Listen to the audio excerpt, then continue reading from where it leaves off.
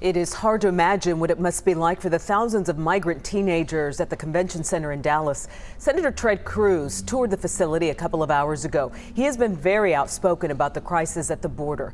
Alex Rozier is live outside the Kay Bailey Hutchison Convention Center. And Alex, what did Senator Cruz say this afternoon? Well, he is frustrated. Senator Ted Cruz said the immigration shelter inside the convention center took his breath away. He called it tragic, horrific, and entirely preventable. The sight of looking across a gigantic room and seeing 2,200 teenage boys all in cot after cot after cot is horrifying. This is the human tragedy of the Biden border crisis. And let me point out, you shouldn't have to take my word for it. You shouldn't have to have me describing it to you.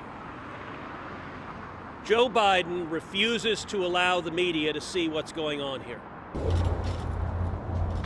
Now, I will note that the Trump, Obama, and Bush administration didn't let cameras inside either. But Senator Cruz spent the past several days across the state observing activity at the border and touring another immigration shelter in South Texas. He is frustrated after the Biden administration rolled back the most strict immigration orders from the Trump administration, and an influx at the border really started after Biden took office in January. Now, Cruz thinks that some of Trump's policies need to be put back in place. But immigration activists, they call this a humanitarian crisis involving people escaping poverty and violence. They say all of them are just hopeful for a better life.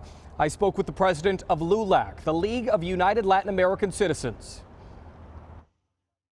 It's obvious that Ted Cruz wants to be president one day, and he thinks that by doing all this, it's presidential for his campaign. But it doesn't solve anything. It's just empty rhetoric and photo ops, and it doesn't help these kids that need the help.